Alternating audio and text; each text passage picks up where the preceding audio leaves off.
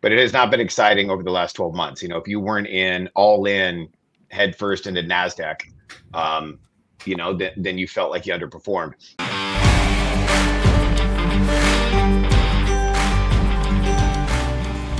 Talking about value and international, both categories that have not been too hot over the last couple of years. Forever. If you weren't just all in, Forever.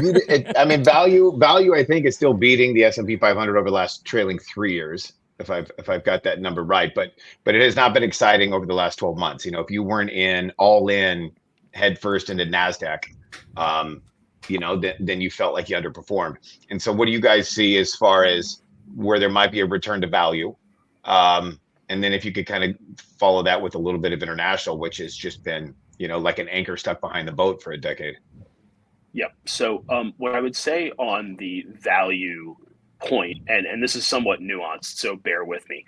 I think there's a difference between being a value investor and buying value-like stocks, right? So if you want to invest in value as a style, you're buying energy, you're buying financials, you're buying industrials and materials, and those will work in environments of solid economic growth and a little bit more inflation than what we saw prior to the pandemic. And so one could argue that in the type of environment we foresee going forward, right, an environment where nominal growth is a little bit better, value in theory can generate more attractive rates of return. I also think, though, that there's being a value investor, right? And that's buying stuff that's cheap because you think that it's mispriced. And you can be a value investor and buy a growth stock, right? If you think that there's an opportunity there. And so I would just encourage everybody who's listening, like, don't get too wrapped up in the style box. Like, it is what it is, and Morningstar has benefited from coming up with it. But I think that there's more to the story there when it comes to value versus growth.